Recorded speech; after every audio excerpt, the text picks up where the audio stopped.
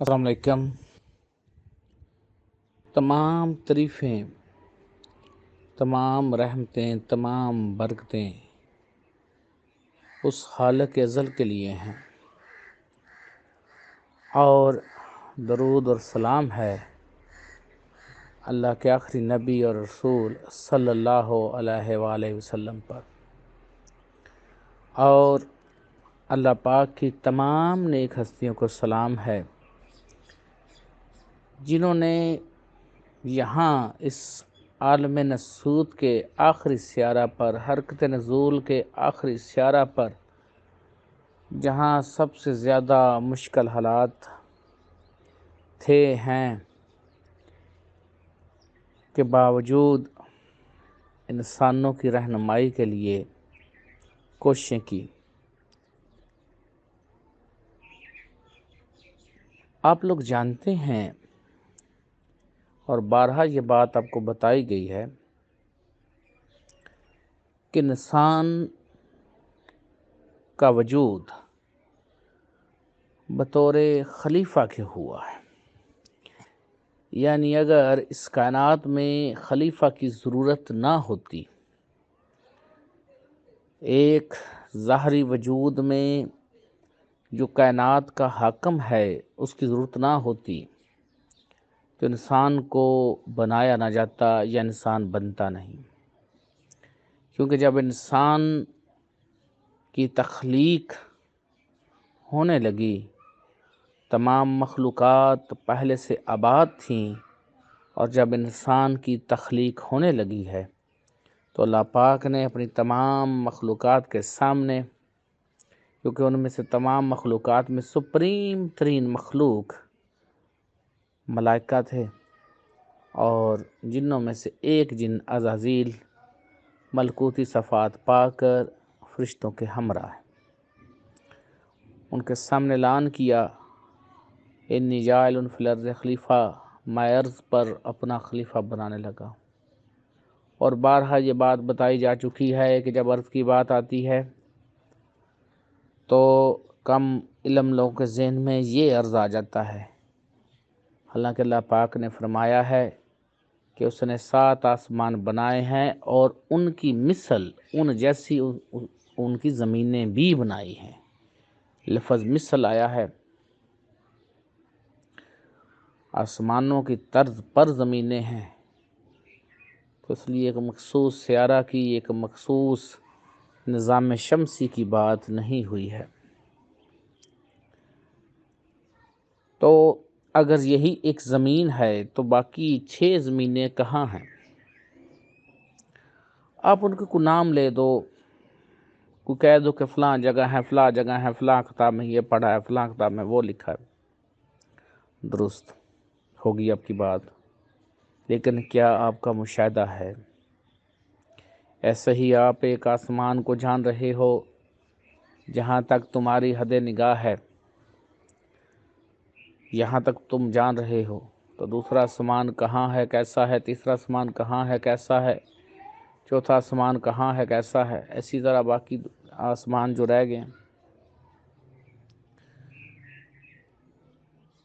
تو محدود علم یا آپ لوگ اپنی کم علمی کی وجہ سے اس کا جواب نہیں دے سکیں گے جب تک آپ اس کا مشاہدہ نہیں کریں گے یا ایکسپیرینس نہیں کریں گے۔ سپریم ترین دین، واحد دین اسلام، جو انسان کو اس کی حقیقت سے آشنا کرتا ہے اور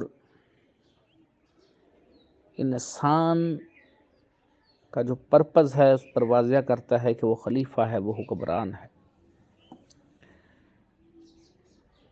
جب انسان خلیفہ تھا یا یہ بطور خلیفہ کے ہی پیدا ہوا ہے،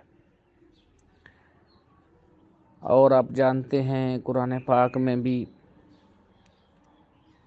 کہ جب انسان کی تخلیق ہوئی، تمام ملائکہ نے انسان کو سجدہ کیا، انسان کی حاکمیت مانی۔ لوگوں کے ہاں پرابلم یہ ہے کہ یہ اللہ اور اس کے رسول صلی اللہ علیہ وآلہ وسلم کی طرف سے جو بات ہے، اس کے مقابلے میں کوئی اپنی جب ظنی باتیں لاتے ہیں، اپنے ظنی خیالات لاتے ہیں، وہاں پرابلم آتا ہے کہ جی فلاں حضرت نے یہ لکھا، فلاں حضرت نے یہ لکھا۔ بھائی وہ جو بھی لکھا اس کو ویریفائی کیسے کرو گے، اس کی تصدیق کیسے کرو گے؟ تو ہر چیز کو ویریفائی کرنے کے لیے، ہر چیز کی تصدیق کرنے کے لیے جو اس وقت سورس ہے وہ قرآن پاک ہے۔ قرآن پاک جس بات کی تصدیق کرے وہ بات درست ہے، اور قرآن پاک جس بات کو ریجیکٹ کر دے وہ بات ریجیکٹ ہے۔ اور یہاں ہماری قوم کا قصور ہے، یا بحیثیت قوم ہم سب قصوروار ہیں جو قرآن پاک کو ترجمہ کے ساتھ نہیں پڑھتے ہیں۔ وہ آیا ہی اس لیے ہے، وہ عظیم الشان کتاب آئی ہی اس لیے ہے کہ آپ اس کو پڑھ سکیں، آپ سمجھ سکیں کہ اس میں اللہ پاک نے آپ سے کیا باتیں کی ہوئی ہیں۔ اور چند لوگوں نے صرف اپنے پیٹ پوجا کے لیے لوگوں کو حقیقی علم سے دور رکھا، جس سے پرابلم آیا ہے، اور لوگ حقیقی علم لینے سے قاصر رہے ہیں۔ اب ہم جب دیکھتے ہیں، جیسا کہ میں نے پہلے کہا، انسان کی تخلیق کو، تو تمام فرشتوں نے سجدہ کیا ہے، تو سجدہ کیا ہے۔ اب اگر اللہ پاک چاہتے تو اگر کوئی سجدے کی قسم اور قسم کا کوئی سجدہ تھا تو وہاں لکھ دیتے کہ ایسا نہیں، ایسے سجدہ تھا۔ تو اللہ نے نہیں لکھا تو نہیں لکھا، بات ختم کرنی چاہیے ہمیں، جو لکھا ہے بات ٹھیک ہے۔ ہمیں یہاں اپنی اٹکل کیوں لڑانی چاہیے؟ اللہ پاک نے جو بات لکھی اس کو ماننا ہے۔ تو خیر فرشتوں نے سجدہ کیا، اور انسان جنت میں چلا گیا۔ سورۃ اعراف کی آیت نمبر 172 بہت غور طلب، بہت غور طلب، بہت غور طلب ہے کہ اللہ پاک کہہ رہے ہیں جب تیرے رب نے بنی آدم یعنی آدم کی اولاد کی پشتوں سے ان کی اولاد نکالی، تو اس کا مطلب ہے کہ آدم علیہ السلام کا تو وجود ہو گیا، اب یہ آدم علیہ السلام کی اولاد کا بھی وجود ہو گیا۔ تو کیونکہ ابھی تخلیقی پروسیجر میں انسان آخری اس حد تک نہیں آیا، کیونکہ آپ لوگ جانتے ہیں، میں اور آپ اور باقی اس وقت بھی جتنے لوگ دنیا میں اس وقت ہم موجود ہیں، میکسیمم 60 70 100 سال، میکسیمم سمجھ لیں کہ 200 سال پہلے تو کوئی انسان موجود ہی نہیں ہوگا۔ تو بات قرآن پاک میں ہوئی 1400 سال پہلے، اور ہم سب بنی آدم ہیں، اور بنی آدم کی پشت سے اولاد نکلنے کی بات ہے۔ یہاں کوئی لوگ کہہ دیتے ہیں کہ روح کن سے بنی ہماری، لیکن ایسا نہیں ہے۔ سورۃ اعراف کی آیت نمبر 172 واضح کر رہی ہے کہ انسانی روح بنی آدم کی پشت سے نکلی ہے۔ جو بھی پروسیجر یا تخلیق کا عمل ہوا ہے وہاں پر اسے ہمیں سمجھنا پڑے گا۔ اور اللہ پاک نے تمام ارواح سے جو وہاں موجود ہیں الست بربکم کہا، کیا میں تمہارا رب نہیں ہوں؟